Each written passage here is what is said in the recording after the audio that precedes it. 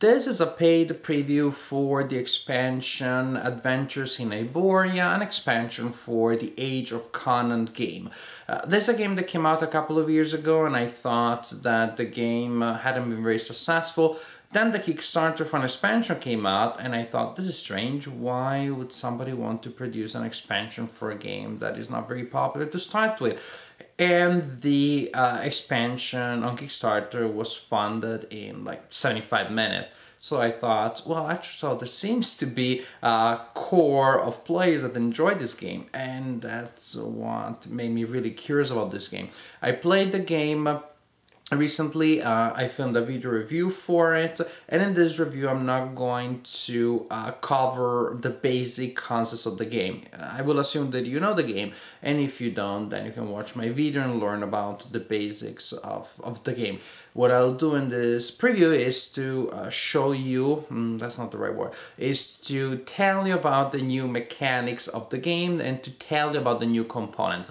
I'm not going to show you the new components because I don't have them. The publisher sent me a PDF with the prototype that has been used for playtesting, and as I understand, it's still being used. There's still final tweaks that are being made and applied to the design. So this is a PDF that allows me to build the components. I'm not a great builder of components, so things will look very Spartan.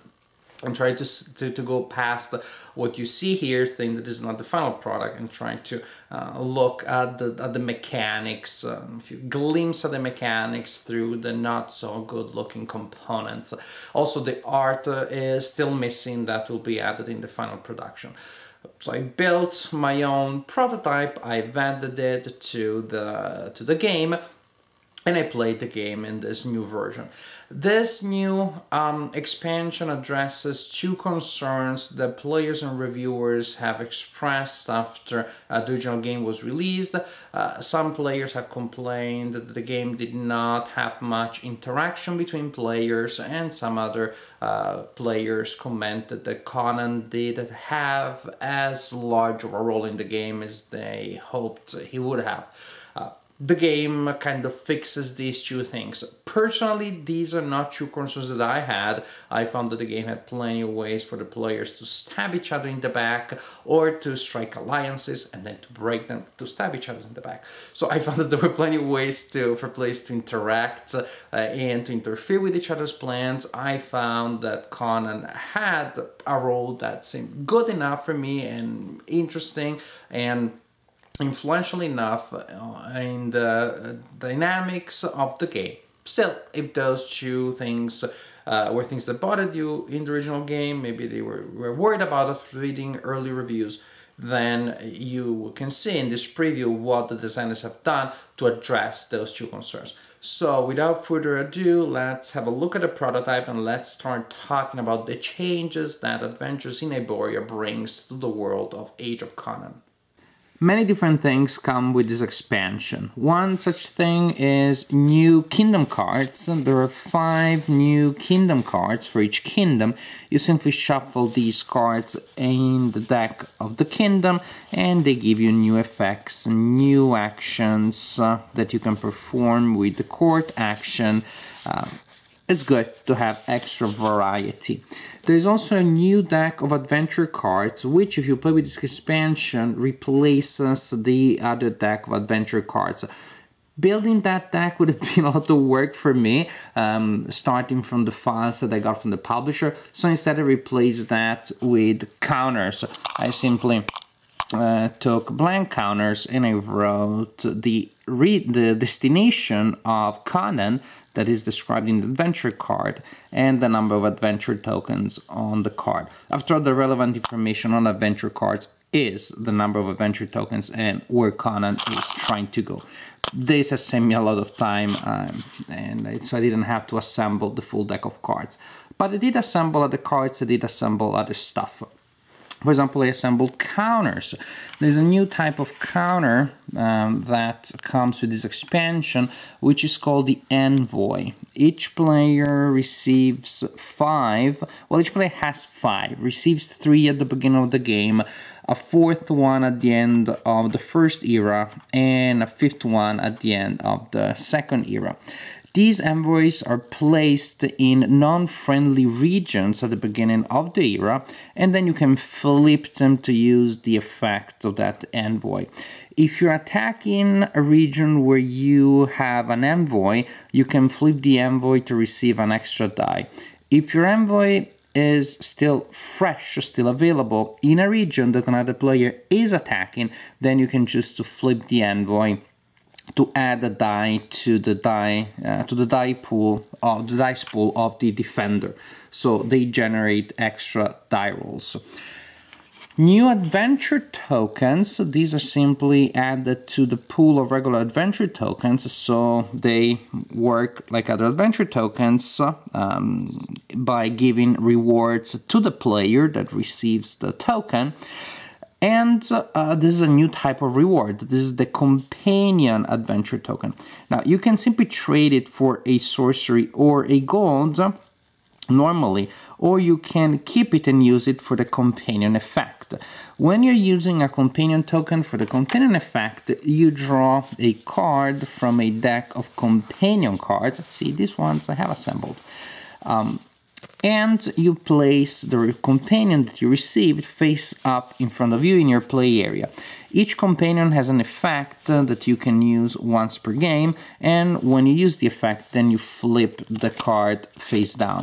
For example, to give you a sense, flip at any moment during your turn to place 2 raider tokens in any two different coastal provinces. Flip when you trade an adventure token for sorcery to receive an additional one. Flip during your turn to move Conan to an adjacent province. I always like it when people manage to move Conan out of order. It adds more variety, more surprises to the game. If the province contains an agent, you may attempt to remove it as per normal rules. Yes, I talked about the envoys, the agents. When Conan moves on the board, if he's in a region where there is an envoy, the Conan player can choose to use Conan to attack the envoy. And if he does that, he may be able to remove the envoy. Also, Conan gains experience, and I will talk about experience for Conan later. So, different effects that the companions can give you. Once you flip the card, after you use the effect of the companion, on the back of the card, in the final produced version of this expansion, there will be an indication of the type of resource that the card, the flip companion, will produce for you at the end of the game when counting points. In this prototype, that resource is simply printed at the bottom. That means once you flip this card, this will be +1 women, for scoring points at the end of the game, +1 monsters, +1 treasure, 2 women, and so on and so forth.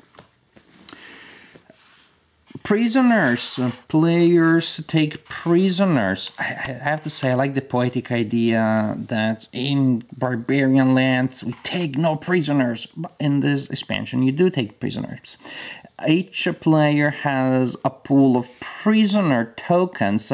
When players fight against each other and a piece of one of the players is removed, the player that lost a piece gives one of his counters, of his prisoner counter, to the opponent. That represents warriors that have been captured by the opponent.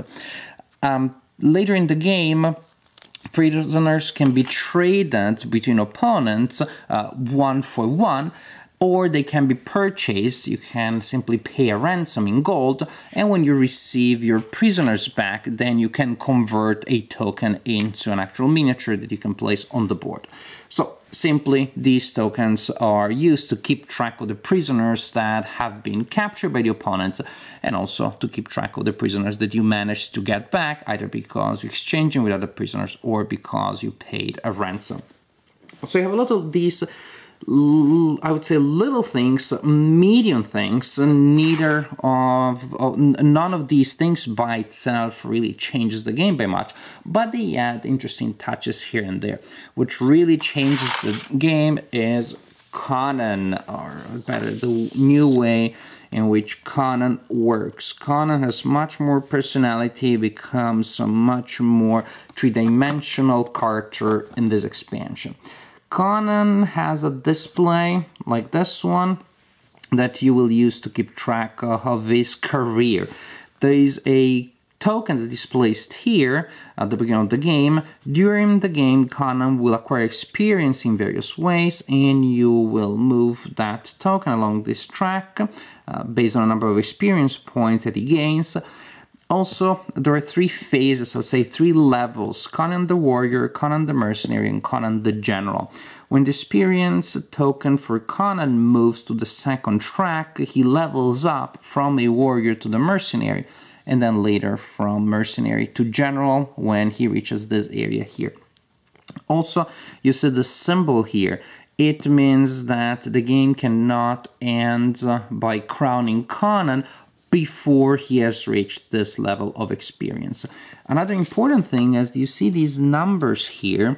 The adventure tokens that are counted at the end of the game for scoring points do not necessarily have the value that, the standard value that you have in the basic game, in which, for example, who has the majority in monsters gains 5 points, who has the majority in women gains 5 points.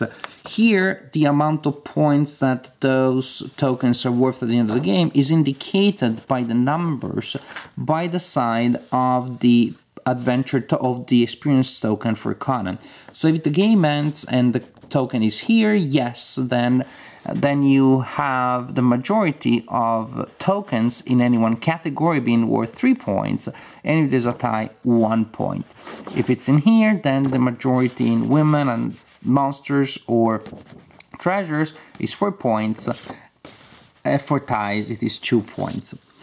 Also, you will have a token in this area here at the beginning of the game to represent the mood of Conan. Conan is subject to wild changes of mood.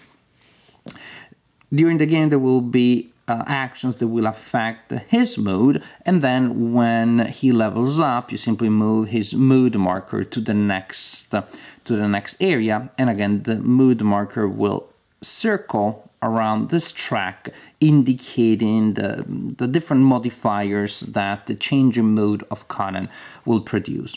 Conan has 3 stats: strength, agility, and cunning, which are used for Conan to pass tests, to resolve story cards. And as you can see, he improves in them as he progresses, as he levels up. So if Conan is trying to use his strength when he is the mercenary, he will use a strength of 3, when he is a general, a strength of 4. But what are these stats used for? They're used to resolve story cards. This is a pretty big deck, which I patiently built. These are story cards. Players receive a story card each at the beginning of the game, 2 story cards in 2-player games. And during the game, when it is your turn, you have the option of discarding 1 to receive 1, or to simply receive 1 if you have none. Also, you can play Conan story cards if the condition at the bottom of the card is met. For example, you can play this story card if Conan is inside or adjacent to Central Shem, is in a province of the south, and so on. So suppose that Conan is in the location that would allow him to resolve the card, then you can play the card and try to resolve it. In which case the card tells you, I have a little bit of flavor text that indicates what Conan is trying to achieve. Then the card tells you the ability of Conan that is being tested. Also, as you play the card, you advance the experience marker by a number of spaces that is equally to the number printed in the top right corner of the card. So Conan is trying to test his strength in this card. So you look at the at the value for that ability, in this case, if he's a warrior, that would be 2, and you look at the bonus granted by the position of the mood marker. Before you resolve the card, you can also play gold to move the token by 1 space for each gold that you spend. You're trying to get good bonuses, for example, a +3. Because the number of dice that you will roll to resolve the card, it will be equal to the number connected to the ability that is being tested plus the bonus. So if I'm testing for strength and the marker is here, then I roll 5 dice, which is particularly good. You roll the dice is the usual 5. It's the usual 5 combat dice. And you need to obtain 3 successes. If you obtain 3 successes, 3 hits, then you pass the test. You resolved the card successfully. And if not, then you can reveal an adventure token to gain a reroll. And the card also tells you the type of adventure token that can be revealed. I was trying to resolve this card. I failed. Then I reveal a treasure adventure token in my pool to get a reroll. If after the reroll I had success, hooray, then I get my reward, which is I get to draw 2 adventure tokens. I can keep 1 in my pool for scoring at the end of the game, and I can trade 1 in for the usual resources that are produced by that token. Also, in this expansion, Conan will come with 3 special dice, 1 for the warrior, 1 for the mercenary, and 1 for the general. When Conan is involved in a contest that also involves the Conan player gets to roll the extra special Conan die in addition to the ordinary additional die that Conan produces. And the die that you roll is a different one for the warrior, 1 for the mercenary, 1 for the general, and it has different effects. Now, I didn't want to build special dice just for this, so what I did is simply used part of the instructions that explain to you what the results are. When I needed to resolve this, I simply roll a die and I match the type of die with the result to get the effects.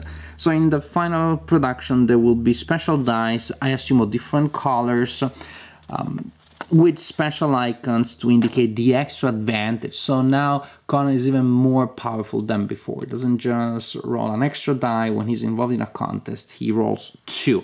And the second one will have different effects depending on the level of experience.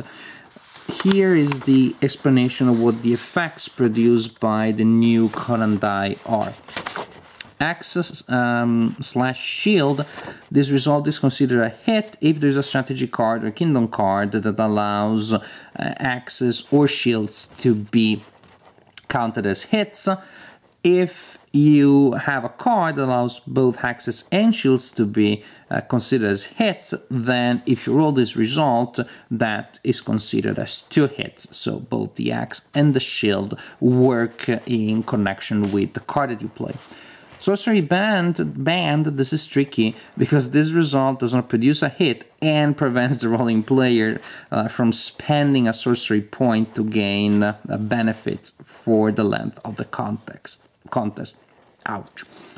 Gold, it produces a hit if the rolling player spends immediately a gold token. Hey, he's a mercenary and he means it.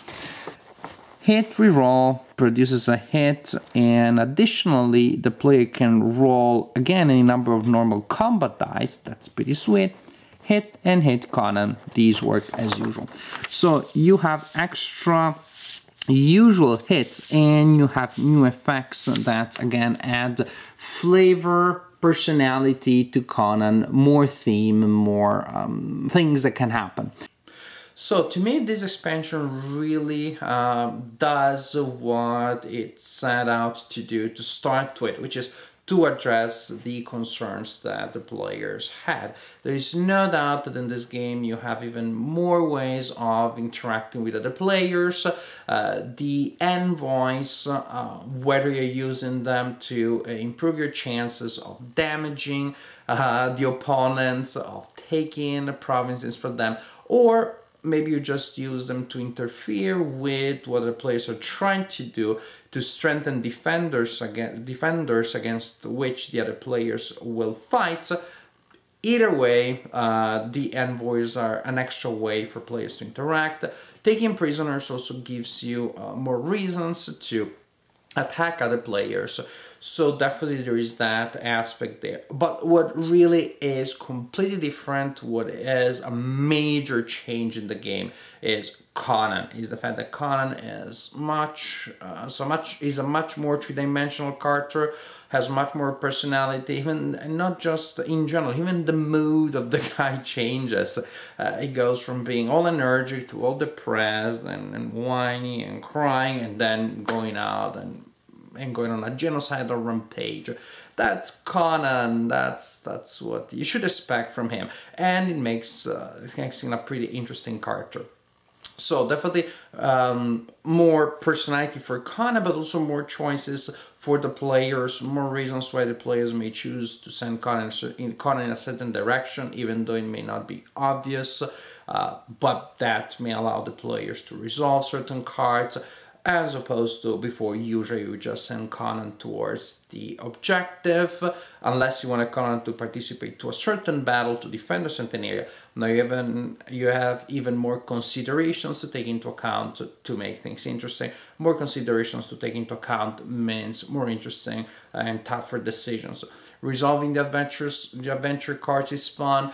Figuring out how to use your resources, for example, the gold to invest to improve your chances, the tokens that you may want to commit to re-roll dice, just extra uses of resources, which means extra decisions, all good stuff. What I really liked in this game is already the interaction between the wargame dynamics and the way, the range of ways in which resources need to be budgeted and used.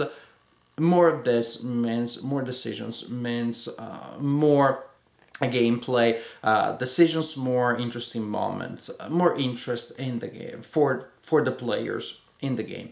So I definitely enjoyed this expansion. I can't wait to see the final product, because I'm not particularly satisfied with the way this prototype looks, but as of now this was a good way for me to have an early taste of the expansion. Adventures in Hyboria is an expansion that, let's say, before I played it, I didn't feel the need to have it. Now, I may not even use it every time that I play, but I like the option of playing the game in different ways.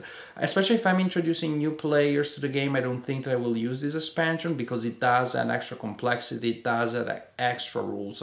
And I've seen, and I realized that the game is already meaty enough as is when you're teaching it to new players. But with experienced players, to have the option of playing it with an extra level of complexity, with extra decisions and extra wrinkle to the design, this is definitely a good option to have. Adventures in Hyboria is on Kickstarter right now. It is already doing very well. If you think that you may be interested in this expansion, by all means, go and check the page and back the project. If you haven't played Conan at all, and Age of Conan at all, and you were maybe turned off by the original reviews, have a look at my review. And after this video, I hope that you have more information that will allow you to decide whether or not this game with the expansion is something that you may enjoy.